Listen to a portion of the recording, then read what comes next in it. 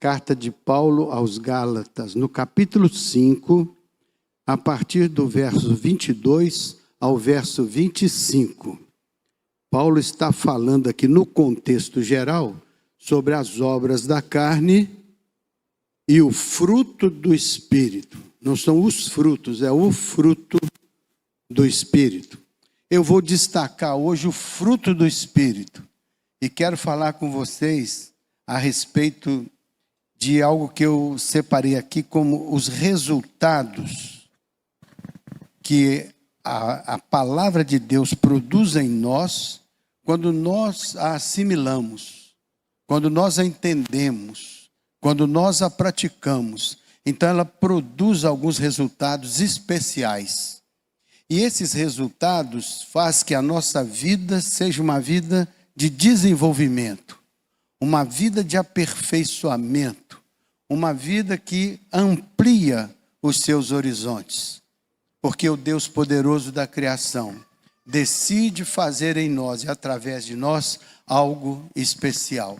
Então, nesta noite, eu quero falar com vocês sobre 9 princípios bíblicos. 9 princípios bíblicos que o Senhor deixou para as nossas vidas. Esses 9 princípios estão separados em 3 blocos de 3.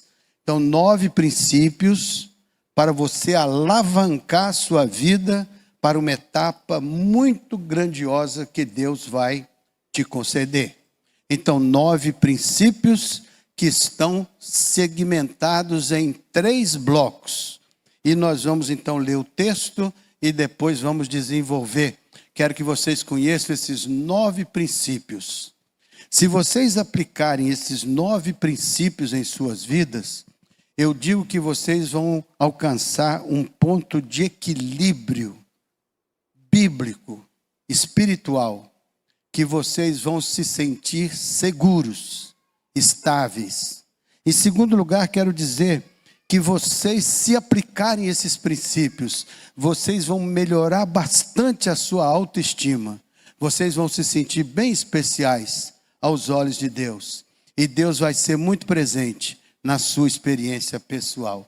E a terceira coisa que vai acontecer com você é que você vai aumentar muito a sua produtividade humana, a sua capacidade de empreender, de desenvolver, de edificar, de construir.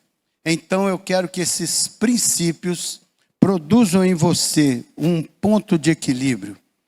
Na medicina existe uma palavra chamada homeostase. Homeostase, o que é? É o equilíbrio do corpo humano. Aquilo que entra, aquilo que é gerenciado e aquilo que é excretado. Então, quando o corpo humano tem um perfeito equilíbrio, tudo funciona bem. Nada fica emperrado, nada fica conflitante. Tudo funciona num equilíbrio sensacional. Essa é a homeostase biológica, é o equilíbrio do corpo humano. Mas eu quero que você sinta a homeostase espiritual, que é o equilíbrio espiritual. É a palavra de Deus entrando em sua vida, sendo assimilada por você e saindo de você como um testemunho vivo e eficaz. Então nós vamos partilhar essa visão da palavra nessa noite. Tá certo assim? Estamos juntos? Então vamos ler lá, ó. Mas o fruto do Espírito é. Então lá não é nenhuma dúvida nem nada, é uma afirmação do apóstolo Paulo, apóstolo do Senhor. Mas o fruto do Espírito é. Aí ele diz, ó, amor, alegria e paz. Esse é o primeiro bloco. São 9 princípios. Aí, primeiro, amor. Segundo, a alegria. Terceiro, a paz. Então, esse é o primeiro bloco. Amor, alegria e paz. Agora vem o segundo bloco. Longanimidade, benignidade e bondade. São 3 palavras que formam o segundo bloco. Então, longanimidade, ou seja, longo ânimo.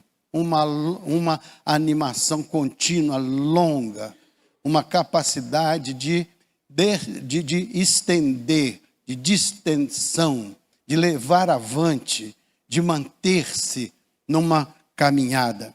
Benignidade significa que é o bem se transformando numa experiência prática, um coração benigno. Em terceiro lugar, a bondade. Então, o longo ânimo, a benignidade e a bondade. Esse é o bloco. O bloco seguinte, sabe qual que é? Começa com fidelidade, mansidão e domínio próprio. Esse é o terceiro bloco. Fidelidade, mansidão e domínio próprio. E então, contra estas coisas não há lei. Passe o verso seguinte, quer ver? Por que não há lei? Quer ver? E os que são de Cristo Jesus crucificaram a carne com as suas paixões e com as suas concupiscências. O último agora. Assim, se vivemos no Espírito, não andemos na carne, mas andemos no Espírito. Porque o fruto é do... E onde é que o Espírito frutifica? Vai ganhar uma bênção especial quem responder. Onde é que o Espírito frutifica? Ele frutifica... O seu corpo é o templo de quê? Do Espírito Santo. Então, onde é que o Espírito Santo opera? No seu corpo, que é o templo do Espírito. Ele opera na sua experiência pessoal. A Bíblia diz que o Senhor falou assim, não vos deixarei órfãos. Enviarei para vós o meu Espírito, que estará convosco todos os dias até a consumação do século. Mas depois a Bíblia diz, ele não estará convosco, ele estará em vós. É diferente de estar conosco. É importante quando a gente entende que ele está em nós. Por isso que o nosso corpo é o templo do Espírito Santo. A Bíblia diz que o nosso corpo é morada de Deus em Espírito. Jesus disse aos seus discípulos, eu e meu Pai viremos para vós e faremos em vós morada. Então significa que nós somos aquele espaço onde o reino de Deus se estabelece. Jesus disse assim, se eu chego até vós, se eu expulso os demônios, se eu curo os enfermos, se eu acolho os necessitados, é chegado até vós o reino de Deus. Mas o reino de Deus não está apenas entre nós, ele está em nós. Porque o Senhor está na nossa experiência pessoal.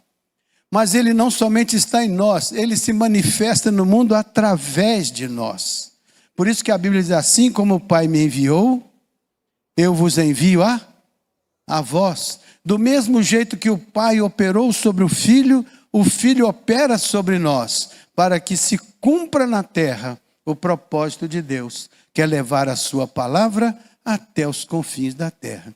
Começando na vida de cada um de nós e indo além. Não é verdade? Então, são 3 módulos que eu queria que você agora entendesse e que você assimilasse e que você aplicasse na sua vida pessoal para que você pudesse usufruir os benefícios que esses blocos vão apresentar para você. Os resultados da vivência desses blocos são extraordinários. E eu vou mostrar para vocês então. Primeiro bloco então, amor, paz e alegria. Este conjunto se refere àquilo que Deus realiza em você e aquilo que você estabelece como relação com Deus. Então, o primeiro bloco é a sua relação com Deus. Começa com amor. Tudo não começa com amor? A Bíblia diz que Deus amou o mundo de tal maneira que deu o seu filho. Então tudo começa com o ato amoroso de Deus. Porque a Bíblia diz que Deus é amor. Então quando Deus age nas nossas vidas, ele age com a essência do que ele é. Não é apenas uma teoria sobre o amor. Não é apenas uma didática sobre o amor.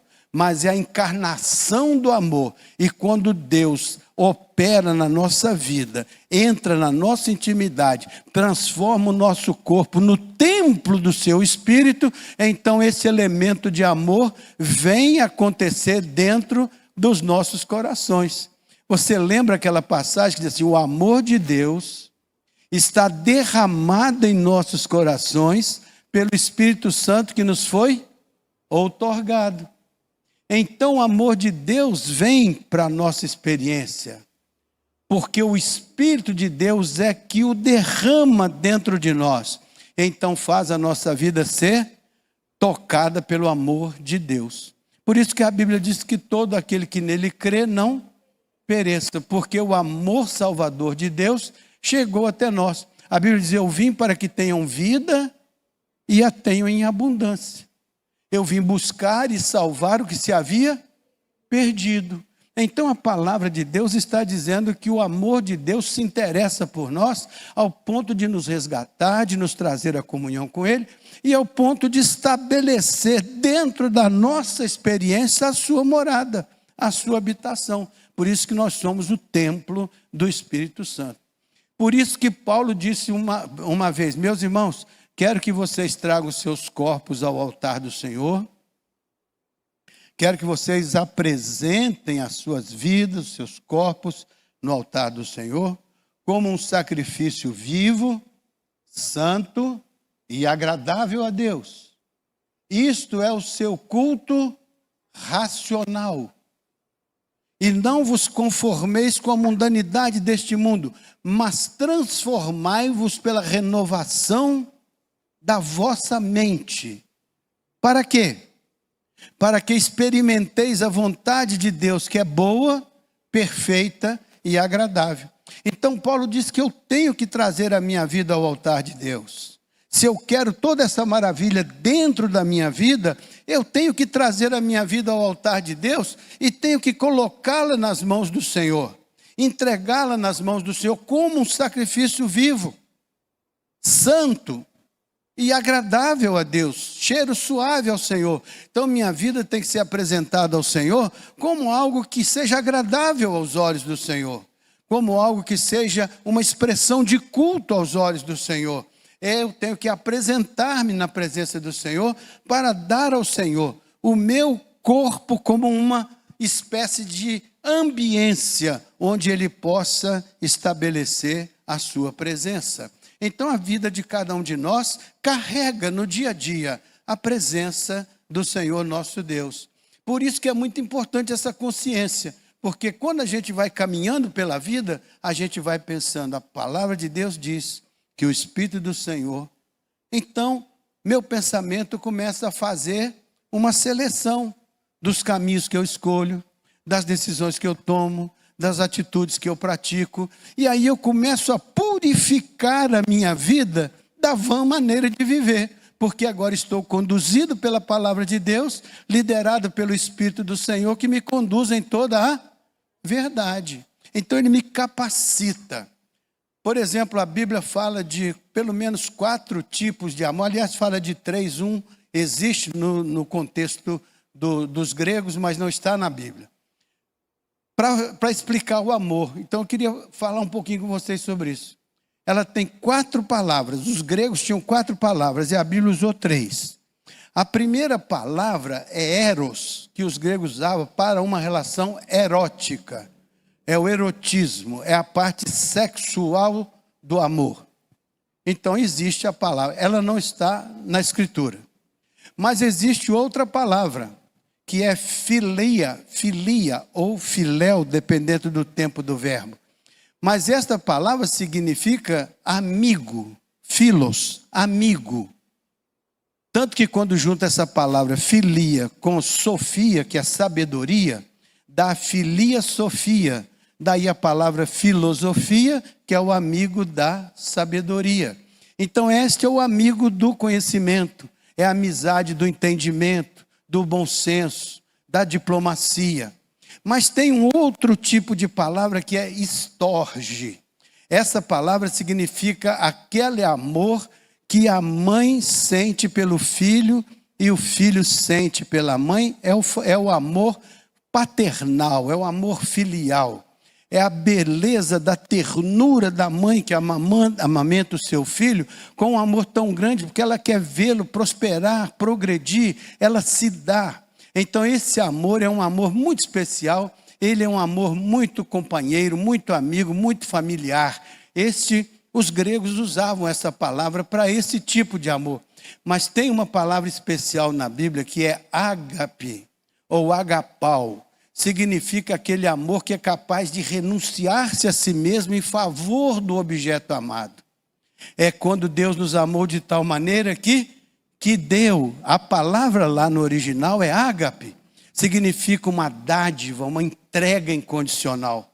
Por isso que Deus nos amou e deu o seu Filho. E este é o amor que entrega, é o amor que compartilha, é o amor que se renuncia, se autorrenuncia para abençoar a vida do outro. Foi o que Deus fez. Então, a Bíblia está dizendo que o fruto do Espírito é esse. É esse amor que é derramado em nosso coração, que faz a gente amar o outro, que faz a gente interessar-se pelo outro, não por causa de eros, não por causa de filia, não por causa de estorge, mas por causa do ágape de Deus, do amor de Deus, que faz você amar a outra pessoa, mesmo que ela não mereça, porque Deus nos amou, mesmo que a gente não tenha merecimento. Mas o amor de Deus é incondicional. Então, começa o fruto do Espírito, que abre o fruto do Espírito, abre o conceito do fruto do Espírito, é o amor. Mas a Bíblia diz que esse amor foi derramado em nossos corações para nos resgatar da morte para a vida, a fim de que nós tivéssemos paz com Deus. E não somente a paz com Deus, mas a paz de Deus em nossas vidas cotidianas. Porque uma coisa é eu ter a paz com Deus, outra coisa é eu ter a paz de Deus governando minhas atitudes, governando meus relacionamentos, governando as minhas experiências comportamentais, né? Eu até anotei aqui, veja aí, Romanos capítulo 14, verso 17. Romanos 14, verso 17. Diz assim, porque o reino de Deus, olha só, o reino de Deus não é comida, nem é bebida, mas justiça, paz e alegria no Espírito Santo. Então o reino de Deus é isso aí, não é comida nem bebida. Então o reino de Deus não é coisa material. O reino de Deus é justiça, fazer a coisa certa do ponto de vista de Deus.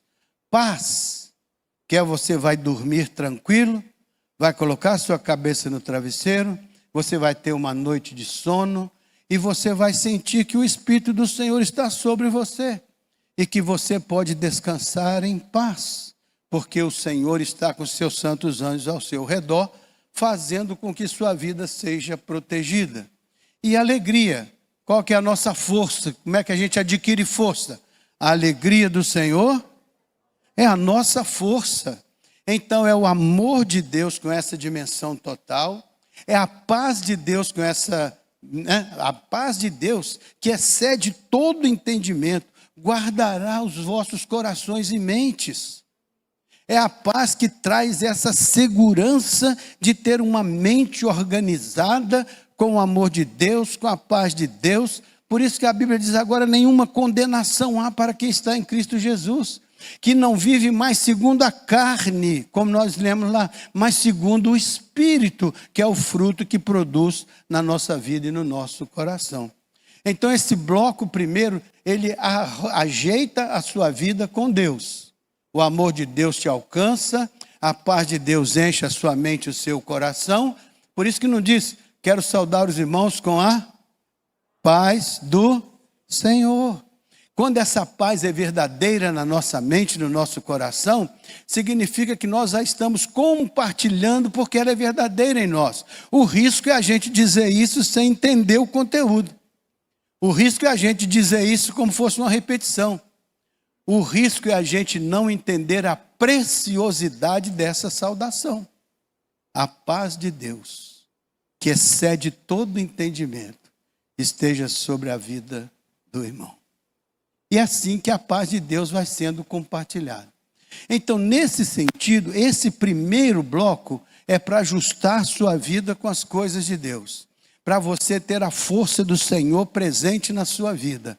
A alegria do Senhor é a nossa força. Por isso que Paulo fala lá, porque o reino de Deus não é comida nem bebida, mas é justiça, é comportamento correto, é paz e alegria no Espírito Santo. É lindo isso, né? Não é não? Sim ou não? Ah, bom. Então vou passar agora para o segundo bloco. Então esse aí você ajustou sua vida com Deus. Agora você vai ajustar sua vida com os seus semelhantes, com o mundo ao seu redor. Veja o terceiro bloco então agora aí, que eu vou colocar aqui com vocês. Ó, longanimidade, benignidade e bondade. Volta lá no capítulo 5 de Gálatas. Então, amor, alegria e paz. Agora vem longanimidade, benignidade e bondade. Como é que você pode ter uma relação saudável com as pessoas ao seu redor? Me diga com toda sinceridade, se você for uma pessoa que tem um ânimo longo, tem paciência, tem perseverança, sabe esperar o tempo de Deus, se você é cheio dessa qualidade, e se você é cheio de benignidade, as pessoas ao seu redor, elas terão um relacionamento consigo a partir dessa pessoa que você é, cheia da benignidade de Deus. É uma dádiva, porque é um fruto do Espírito. Ah, eu sou benigno porque eu sou melhor do que todo mundo. Não, você é benigno porque Deus derramou a bênção da benignidade no seu coração. É fruto do Espírito Santo. É obra de Deus no seu coração. É obra de Deus na sua vida. Por isso que Ele mandou a gente amar até os inimigos. Como é que eu posso amar o inimigo se a minha emoção é contrária a ele? Eu tenho que amar o meu inimigo com esse amor de Deus, com essa benignidade de Deus. É só assim que eu consigo ser crente no meio da adversidade. É só assim que eu consigo encontrar uma oportunidade de ajustar minha vida às circunstâncias que existem, porque eu tenho dentro de mim uma fonte poderosa, que é a fonte divina, é o Espírito do Senhor, que produz dentro de mim o fruto do Espírito, do qual fruto longanimidade, benignidade e bondade fazem parte. Isso é que me qualifica para fazer com que eu viva em comunidade de uma maneira que agrada aos olhos de Deus, que glorifica o nome do Senhor. Porque a Bíblia diz, glorificai a Deus nos vossos corpos mortais. Então é nesse corpo mortal que eu tenho que glorificar a Deus. E como que eu vou glorificar a Deus? Fazendo que o fruto do seu Espírito seja verdadeiro na minha experiência pessoal, seja verdadeiro na minha experiência comunitária. Porque as pessoas vão relacionar comigo e eu serei benigno em relação a elas. Se eu sou benigno, não vou maltratar a pessoa. Se eu sou benigno, não vou machucar a pessoa. Se eu sou benigno, não vou desqualificar a pessoa. E se eu tenho longo ânimo, eu não quero que a pessoa mude agora, eu vou ter paciência, eu vou ter perseverança, eu vou ter um longo ânimo, para poder dar a esta pessoa o tempo de ser trabalhada pelo Espírito e ser restaurada pelo Espírito, como eu fui, a fim de que nós possamos construir a unidade espiritual, gerar a comunhão efetiva. A igreja é o corpo de Cristo, e ela precisa ter este fruto do Espírito, para que ela possa viver em comunhão, né? Em harmonia, né? Em identidade comunitária.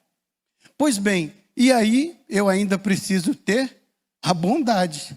A bondade é aquele pacote de bondade. É tudo que eu puder fazer na minha relação com o outro, que passe pela bondade de Deus, que é um fruto do Espírito na minha vida. Se não tiver essa bondade, nós temos que fazer uma oração. Senhor, eu não estou identificando essa característica do teu fruto dentro da minha vida. Não estou identificando a benignidade. Não estou identificando a bondade. Por favor, Senhor, revela para mim que o teu Espírito está trabalhando e mostra onde eu devo me quebrantar, onde eu devo me curvar, onde eu devo deixar que o Espírito assuma a liderança e que o Espírito possa fazer prosperar em nós o seu fruto.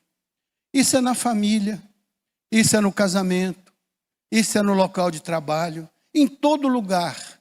Eu vou ser benigno, eu vou ter paciência, eu vou ser uma pessoa que carrega a bondade como uma qualidade divina na minha vida, porque o Senhor me resgatou da morte para a vida. Vida abundante, vida plena. Vamos passar agora para o terceiro bloco? Então, o primeiro bloco você se ajusta com Deus. O segundo bloco você se ajusta com a sua comunidade, sua família, seus outros relevantes. Agora, o terceiro bloco você vai se ajustar com você mesmo, que é a coisa mais complicada, a coisa mais difícil. Se lembra quando o Pequeno Príncipe foi escrito por Antoine de Saint-Exupéry? E lá no Pequeno Príncipe tinha uma vez que ele visitou um país que não tinha população, só tinha um rei. E o rei vivia sozinho. E ele pergunta para o rei assim, onde é que estão os seus súditos? Aí ele diz, eu não tenho súditos. Mas como é que o senhor é um rei? O rei precisa reinar. Se ele não tem súditos, como é que ele reina? Ele diz assim, eu me reino a mim mesmo, que é muito mais difícil do que reinar na vida dos outros. Então, muitas vezes a gente quer reinar na vida dos outros, mas a gente se esquece de reinar na vida da gente. E mais, esquece de pedir a Deus que faça dentro da gente a obra transformadora, para a gente deixar de ser obra da carne e passar a ser obra do Espírito. É linda a palavra, é poderosa e é simples, uma criança pode entender. Jesus disse que uma criança pode entender. Então, ninguém pode dizer que não compreende, não entende, porque é simples. Por isso que ela não é acessada pela nossa vã maneira de viver.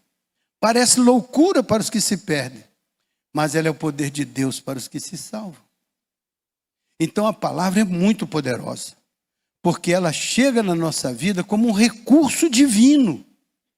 E quando a gente vê que o Espírito está operando, aquilo que parecia tão difícil de fazer, o Espírito vai lá dar um toque. Plim, e aquilo se torna fácil de fazer, porque já não é mais a força da carne, é a obra do Espírito. Por isso que a Bíblia diz que não é por força, nem por violência, mas pelo meu... Repete aí. Não é por força, não é por violência, mas pelo meu Espírito. Então o Espírito agora. Então vamos ver o bloco 3. Como é que, ó? Então começa com fidelidade. Para você conseguir todas estas coisas, a primeira coisa que você precisa é encontrar dentro de você a fidelidade. Fidelidade ao Senhor, fidelidade ao Espírito, fidelidade à palavra, fidelidade aos propósitos de Deus, fidelidade ao reino. Fidelidade é ser fiel, é ser confiável, é ser uma pessoa previsível nos caminhos do Senhor. Uma pessoa que não deixa dúvida na sua caminhada, que não deixa dúvida nas suas ações. É uma pessoa que tem uma identidade com o Senhor. É uma pessoa na qual o Senhor habita. E esta pessoa se torna astro luminoso por causa da presença do Senhor. Então, além da fidelidade, passe o próximo aí. Assim, ó, fidelidade, mansidão. É outra coisa difícil da gente ter na atualidade, não é não? Eu vou fazer aqui uma hipótese, vou criar uma hipótese. Você foi numa fila de algum lugar, um banco, uma secretaria pública, alguma coisa assim. Aí você está ali na fila. Aí vem um outro qualquer e aí passa na sua frente. Assim. Aí, o que te dá vontade de fazer? Sinceramente, o que dá vontade de você fazer? Dá vontade de você fazer assim, que maravilha, sensacional. Aí vem o segundo, fica também, meu filho, que maravilha, sensacional. E aí você está lá no 10º lugar e está aquela mansidão todinha assim? Não é. Porque também tem a justiça das coisas. Tem que fazer a coisa certa do ponto de vista de Deus. A gente não pode se conformar com a carnalidade do mundo. A gente tem que ter a mansidão, tem que ter o domínio próprio, tem que ter as coisas. Mas tem que saber que as coisas têm que que obedecer um critério. Sem critério o mundo não funciona, porque vira uma bagunça muito grande. Se você estiver vendo bagunça em algum lugar, pode saber que o critério foi quebrado, que o critério deixou de ser cumprido, a ordem deixou de ser estabelecida. Então você tem mansidão, e você tem agora a terceira coisa, que é a mais difícil ainda, domínio próprio. Já pensou? Já pensou você ter domínio próprio na hora que o negócio arrebenta? Na hora que o outro grita, você grita mais alto, grita. E cadê? É o fruto do Espírito. Saiu pela orelha, foi-se embora. E você está na carne ali, centralizado na carne. E não tem jeito. Você precisa então entender que para viver a plenitude do que Deus tem para a sua vida, produtividade, equilíbrio, né? Longevidade, suavidade, clareza, tudo isso é preciso que você faça essa incursão dentro do seu próprio coração. Aí você vai ter que dar fidelidade, mansidão e domínio próprio. Isso não tem nada a ver com ninguém, isso tem a ver com... Então as coisas que têm a ver com Deus, você trata com Deus. As coisas que você tem a ver com as pessoas ao seu redor, você trata com as pessoas ao seu redor. E as coisas que você tem que ver consigo mesmo, você vai tratar consigo mesmo. Mas Deus está presente, produzindo esse fruto no seu coração. Então você não vá na força do seu braço, porque você vai falhar. Quando Davi enfrentou Golias, ele disse assim: Golias, você vem a mim na força do seu braço. E o Golias era muito mais forte que o Davi. Mas o Davi diz assim: eu vou a ti na força do Senhor. Quem ganhou a batalha? Porque a força do Senhor é maior do que qualquer tempestade que possa nos alcançar. A força do Senhor. É na força do Senhor que nós vamos. É na força do Senhor que nós caminhamos. Então, ajeite o fruto do Espírito na sua relação com o Pai. Ajeite o fruto do Espírito na sua relação com os irmãos. Ajeite o fruto do Espírito na sua relação com você mesmo diante de Deus. Olhe lá no espelho hoje da sua casa e diz assim: eu sou uma pessoa fiel, sou confiável, minha família pode confiar em mim, minha esposa pode confiar em mim, meu marido pode confiar em mim, minha igreja pode confiar em mim. Então, eu tenho que ter o testemunho em mim mesmo, que eu sou uma pessoa fiel. Não preciso que ninguém me diga isso, eu tenho que saber isso na minha experiência pessoal. E eu preciso saber, eu sou uma pessoa que tem mansidão na hora de resolver as questões. Não sou um abobalhado, covarde, incapaz, medroso, não. Sou forte e corajoso, mas sou manso de coração. A Bíblia diz no Sermão da Montanha que a gente tem que ser manso de coração para a gente ver a Deus, para a gente andar com o Senhor. Mansidão não é sinônimo de covardia, é sinônimo de não ser precipitado, não ser adoidado, não ser aloprado. Mansidão é ser equilibrado. E domínio próprio, isso é você saber que tem hora que tem que colocar o que Paulo diz, no cavalo, para você mantê-lo direito, tem que botar um freio na boca. Para nós, o Espírito Santo muitas vezes tem que botar alguma forma de nos puxar, para a gente não cair no abismo. Tá bom, gente? Então, louvado seja Deus. Fidelidade, mansidão, domínio próprio. Nossa relação é conosco mesmo. Começa dentro de nós. Depois ela estende-se e vai até os outros.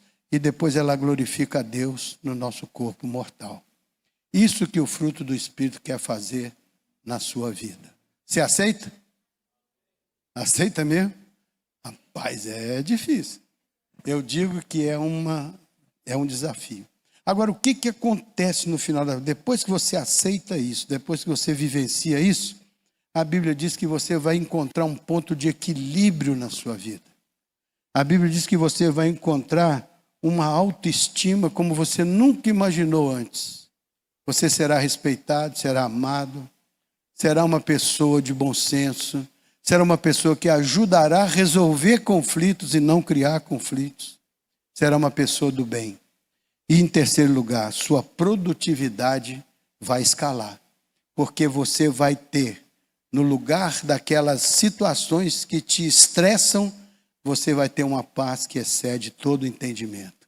Você vai ser fruto do Espírito, vai manifestar no mundo a graça de Deus. Amém?